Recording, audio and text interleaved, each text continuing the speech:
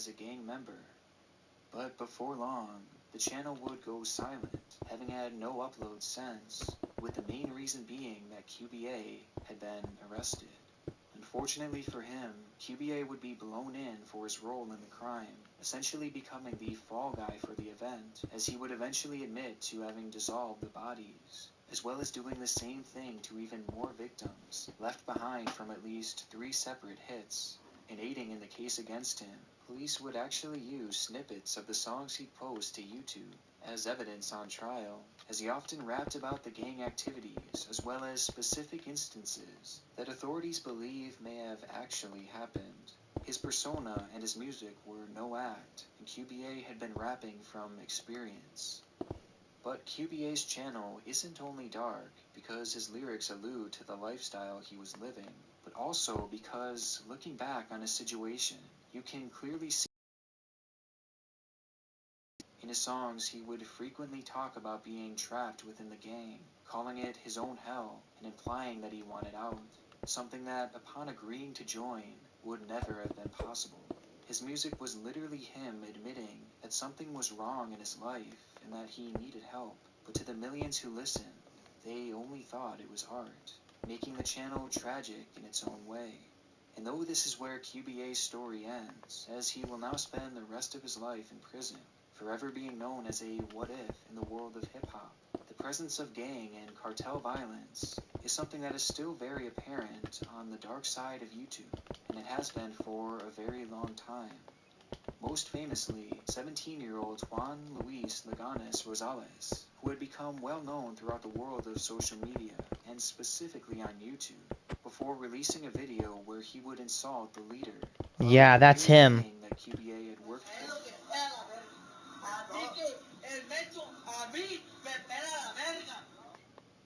A move that didn't sit well. As a result, gang members would enter a bar in which the online star had been hanging out at, before opening fire, striking the teenager as many as 18 times, killing him instantly. It was one of the more viral YouTube stories back in 2017, and tragically, it has since come out that Juan was incredibly impaired at the time of that notorious recording, and the video itself was taken by a friend who posted it to social media without his consent, a decision that would prove to be a tragic mistake. But as dark as this story is, it's just another in a long line of examples, as fittingly, just a few months following this event, yet another YouTuber would be targeted. El Salon TV was a Mexican YouTube channel started back on February 9th of 2012, being run by ranging from beauty tips to skits as well as vlogs, with her undeniable charisma being present in each upload. But along with these fairly standard videos, Hamiko would also focus a good deal of her content around political commentary in the region of Guerrero, Mexico. She was a journalist through and through, also publishing within her own magazine, as well as across vast social media accounts. Politics were something that she took very seriously, though that might not always be obvious to outsiders who watched her videos, as she would take a very satirical approach to the topic, often playing as a character and cracking jokes, as she would share this very real information about local officials, having a specific interest in the corruption going on within the city of Acapulco. On March 3rd, 2016, Pamico would upload a video covering the supposed corruption of Evito Velasquez Iguari, an established politician in the area, stating that he had governed with, quote, compadres without experience and without social commitment, before going on to insinuate that he had multiple conflicts of interest and was clearly a corrupt man. Publishing this video would ultimately prove to be costly. According to Pamica's husband, Samuel Munizori, immediately following its upload, his wife was met with a wave of harassment and death threats. A surprising reaction considering that Pamica had such a small following at the time, to this day having only garnered 2,000 subscribers, with the video itself having only 11,000 views. A number that's been heavily inflated in recent years, likely having only a few hundred at the time of the threats.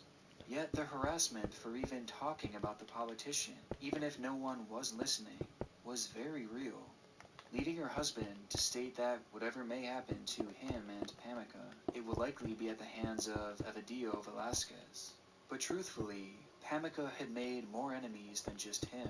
She had immense knowledge of the gangs that frequented that area, as well as a platform that she would often discuss the activities of these very groups, leading the rumor to be spread that she was releasing secret information about the gangs throughout her channel and her social media pages, something that obviously wasn't taken kindly to.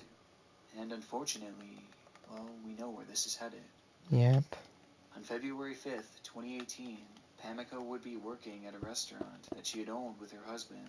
There, her husband would send out a social media post inviting all their restaurant in which Pamica was working and proceed to execute her in front of her friends and loved ones. The men would quickly leave the restaurant, never being caught to this day. No motive has ever been given to the seemingly deliberate attack on Pamica, but diving into her history, it would quickly be reported that a local gang had taken her out due to the content she was posting on YouTube, with the Jalisco cartel being tossed around as a potential perpetrator for the crime, while others, including Pamica's own husband, thought that Evadillo Velasquez, the prominent politician that Pamica had frequently criticized, had likely put a hit on her, potentially reaching out to a local gang to do his dirty work in order to silence the journalist who had proven to be his biggest critic, with this particular theory being the most widely believed to this day. But whatever motive was and is true, it shows us the danger. She said she lived in Midtown Park when she got. Yeah.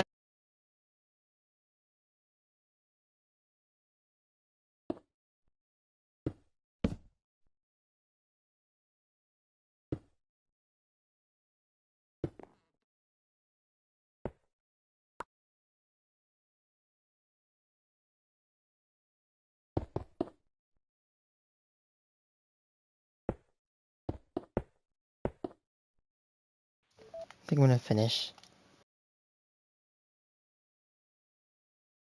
We'll finish this thing Are tomorrow. you wearing shorts tomorrow?